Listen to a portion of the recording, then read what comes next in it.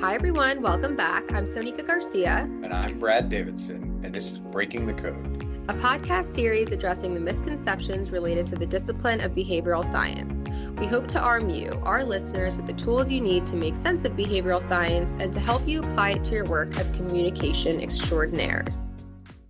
So today we're going to talk about a really interesting phenomenon that's been in the press a lot recently called health washing. And just wanted to start by saying it's kind of an interesting word in general because it's the washing part, right? So you can health wash, you can green wash, you can pink wash, you can cause wash.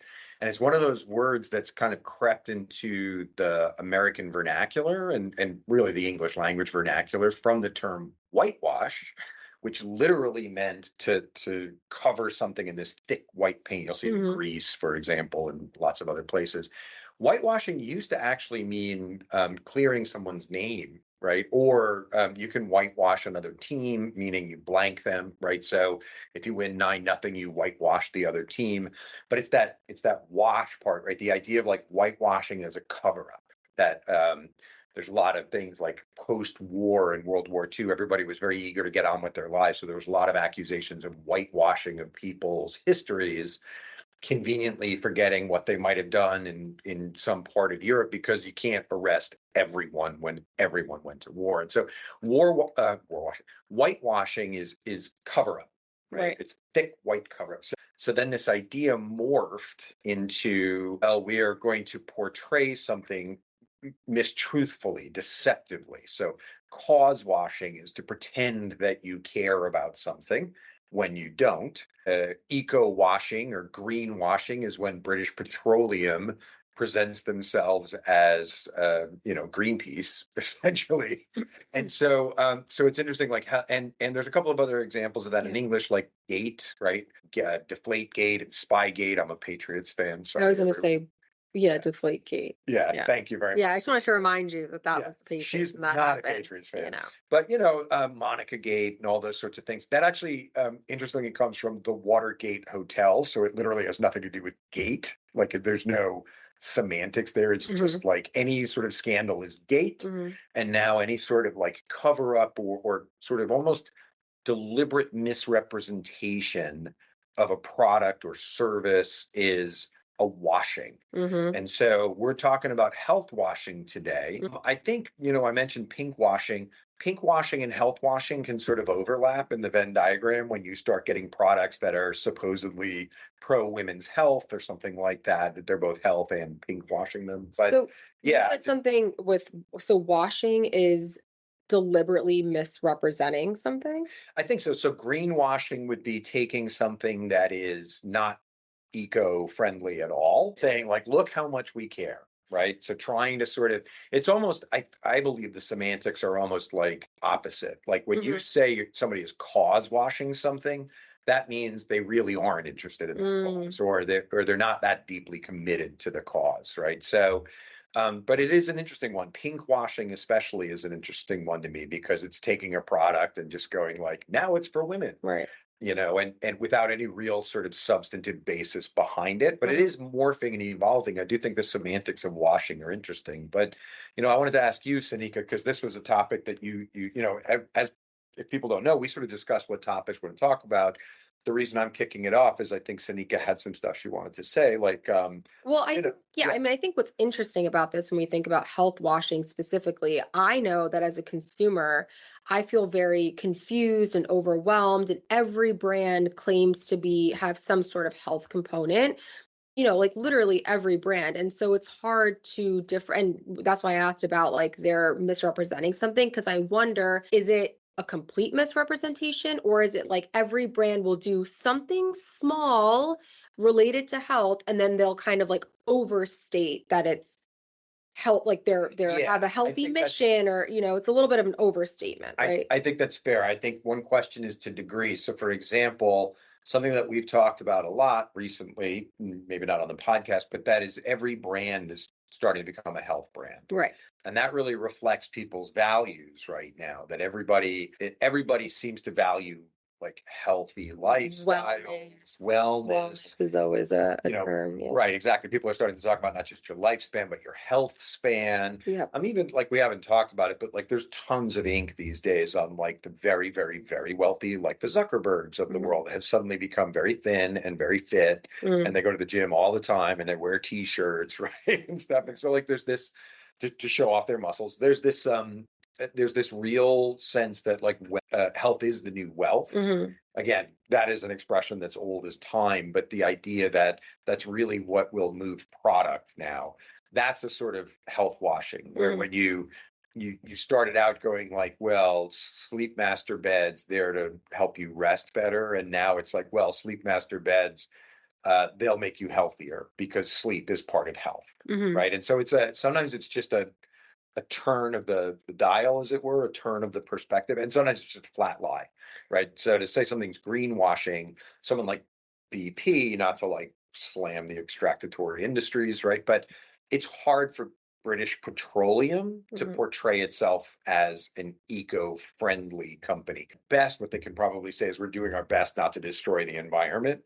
But they don't say that. They show commercials of like people at a golden dawn and hunting with ducks and very, what's the word I'm looking for, like tinged with sort of nature and healthiness. And you're like, dude, you're a drilling company. Hmm. Like that's not what you are.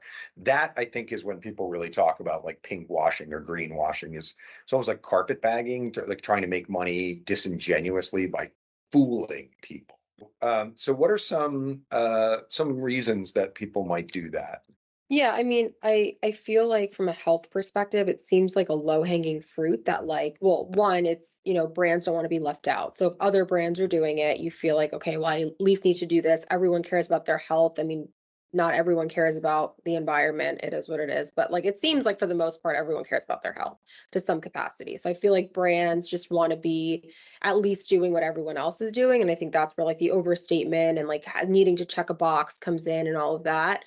I just wonder, like, when you think about why brands are doing this, I feel like that's maybe obvious to some extent, but the ways in which they're going about it, I feel like are is what like makes them different. But as a consumer, how do we navigate that Right. landscape? Because it's Everybody is saying they're good for your health. yeah, so but they're not obviously. Right. So like what are we supposed to do? How is the consumer supposed to react to it? And how are we supposed to navigate what's authentic? I'm doing air quotes, but like what's authentically a Yeah, brand no, that's caring a about really health and not. yeah, that's a really good question. And I think the concept of authenticity here is, do the company's values line up with what they're stating? Right. And then do those values line up with what you want? Ideally, the market, in theory, will determine what people want because they will purchase things that reflect their values. That's the theory, right? It's not just about like guns and butter curves. That's where behavioral economics came in. It's like people make also value decisions. Yeah. So I support Bud Light or I stop supporting Bud Light because their values don't align with mine. I didn't stop liking beer, but it's hard to know how disingenuous it is compared to, say, the prior positioning. Right. Is it also fair to say that, like, yes, all consumers and most people, let's say most, care about their health, but they don't necessarily want every single brand that they interact with to have a strong stance on how they're catering to health? Like, I don't know. I Yeah, I think feel there's like a it's not. couple things there. So one is you will see when you start seeing like liquid death, right? The water, like that's obviously counter positioning. Mm-hmm. It's just water. It's all just water. So now it's just like, well, what do I want to convey to people? But I remember like Jolt Cola when I was, now I'm aging myself, but in the 80s, it was before you had Mountain Dew or Red Bull, or you had Mountain Dew, but before you had Red Bull and stuff, you had Jolt Cola. It was all the sugar, twice the caffeine, and it had like a big lightning bolt on it. And that was specifically because people were coming out with diet, caffeine free, whatever. And there's this sense of like, I don't care about that stuff. I want more of the bad stuff, right? And so you'll see a lot of branding that's sort of nihilistic in response to health stuff. But I think where we're going now, so for example, is everything organic? Yeah. Anthrax is organic. So it's not necessarily true that everything that's natural is good for you, to quote No. Gwyneth Paltrow. Like UV rays are not good for you. Anthrax is not good for you, clearly. But I think, in the health space, we have these sort of challenges. We talked to Dan last episode, Dan Whedon, the head of Havas Consumer Health. And there's hardcore health, like what we think of as the sort of center of the bullseye, which is what doctors will prescribe or Hmm. healthcare providers will prescribe. Those are health products. Cancer drugs are health products. But what is an immune supplement? Is it a health product? Is it snake oil? That's a tricky one. So I think And some people would argue that, I mean, not me, but like, that medicine and like pharmaceutical treatments are not like they're for your health, sure, but they're so bad for you in other ways that they're not health products. I will give you a personal example, which isn't related to medicine, but just a really quick anecdote. I recently were doing patient interviews, and I won't say like what for, but the patient literally was saying that they were managing their condition without any treatment and that they wouldn't want to go on treatment. And they felt like a pride of like, I'm managing this with lifestyle and diet changes. And like, to me, that's health, not a product. And we were like, okay, like there are people with that perspective. Same thing with wearable technology. Like, I know we talk about that a lot. I'm an Apple Watch or a ring. Like, I like to know everything that's going on. But then people are like, well, you wear an Apple Watch? That's like constant EMFs, I like think there's a lot of disinformation right there's just now. so Yeah. around health, there's just you almost can't do anything that's like always just considered like that everyone would consider healthy or like Yeah. there's always two sides of it. And I think that like landscape that we're living in a lot like makes it really easy for any company to like come in and make health washing claims because we're I just think that's true. And I think also, it gets down to like what people want to believe. yeah 100%. Again, health is very personal. We view things like data, clinical trial data as bedrock truth. We do, meaning those are us. Yeah, Whereas, I think a lot of people, that's one data point. yeah, But if totally. you're utterly skeptical of, what's being put forward, I think one of the problems is if everything's about health, nothing is. And also, I think another problem is overwhelm, which is, I walk down, let's take the cereal aisle. We've talked about this before when people go like, oh, you should try, your cholesterol's not good. Well, just try diet and exercise. Mhm. Which diet? An Atkins diet? That's going to send your triglycerides through the roof. Mhm. Should it be a bikini diet? That's just starving yourself, Mhm. right? Like, what is it that you're trying to achieve? Turns out there's a glycemic index diet that you should go on for diabetes, and there's a low sodium diet you should go on for hypertension, but we just say diet. And I think it's the same with health, like healthy snacks.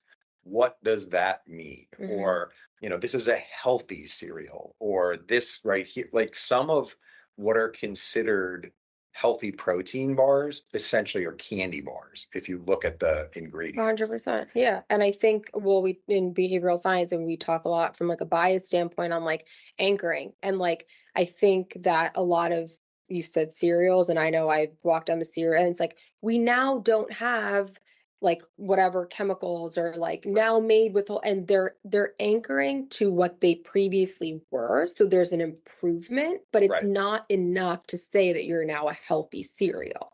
But every brand makes little improvements, and so they're making these claims based like using the like decision making shortcut that people fall into of anchoring to be like, well, we used to be like this and now we're like this, so we're healthy. And then people fall into it. It's like Fruit Loops is so much better than they used to be, must So be I think healthy. we're falling into the discussion that we had earlier today about authenticity, which Yeah. is what does it mean to be an actual health brand? I think brands are always going to try and put the best foot forward. Yeah, That's their of job. And I think course. marketing, as much as we'd like, there always a code of ethics, and Hmm. we won't lie, but we will turn the apple so you don't see the bruise. Hmm. What's fascinating is to watch it in real time, Yeah. to watch things that had nothing to do with health Yeah. suddenly become about health. I think there's always been an element of I don't want to say deception, but maybe deliberate Hmm. misdirection in certain things, in an attempt to stay with what's current.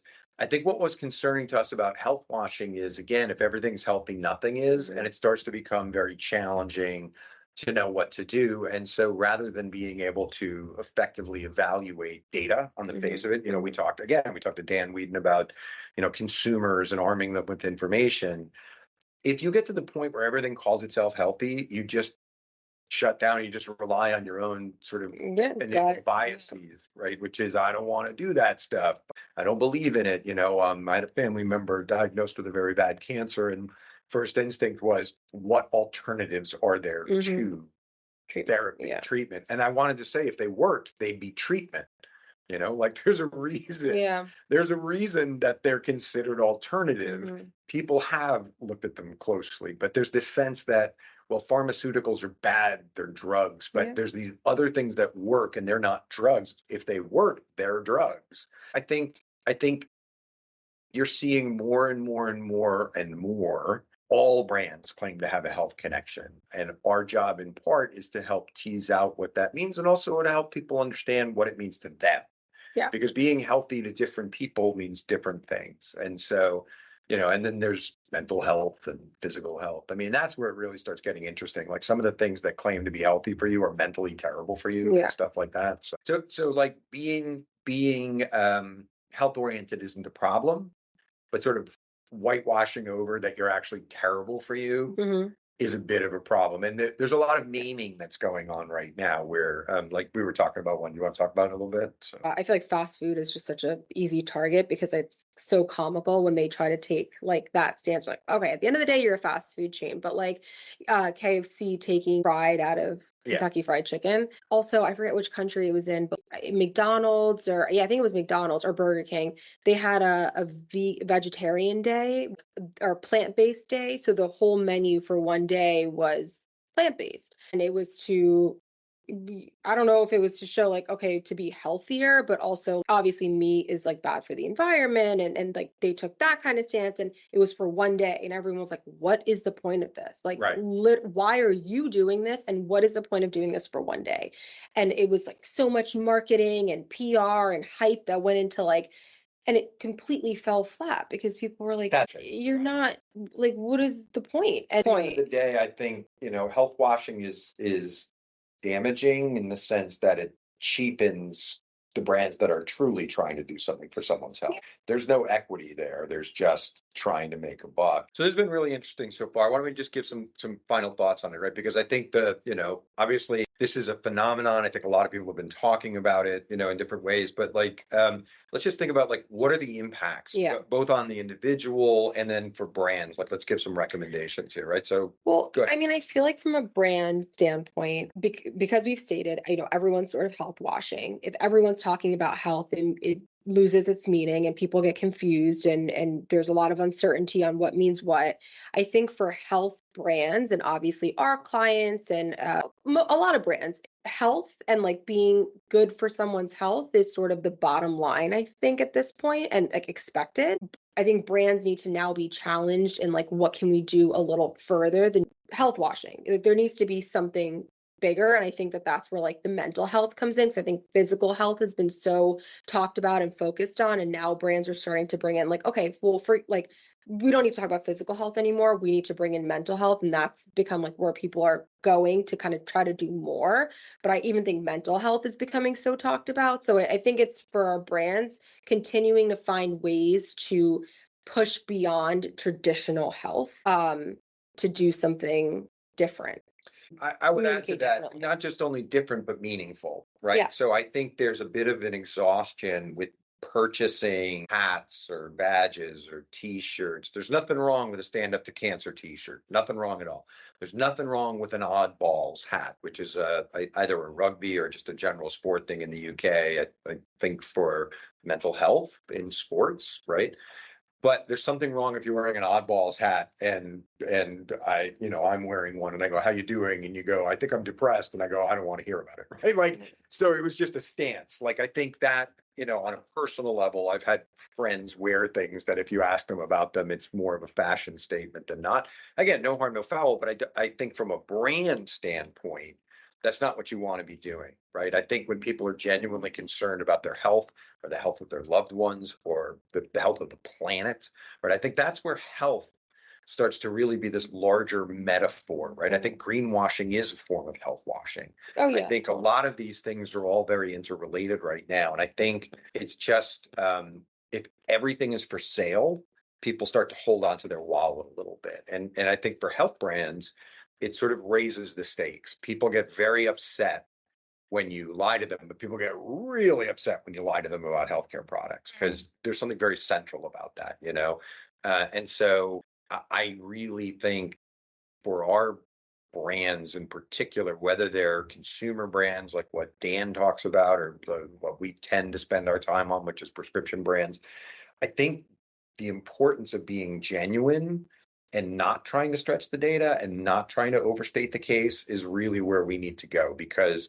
at this point, the way that you combat hyperbole or health washing or an extension of everything's for health is you pull back a little bit, right? And you sort of go understated and you go like, we're genuinely about your health, but not because we're screaming about it, but because we act the act, we walk the walk kind of stuff. So I don't think that's super easy, but I do think like health and in particular healthcare brands that focus solely on health need to be very, very, very careful. Yeah.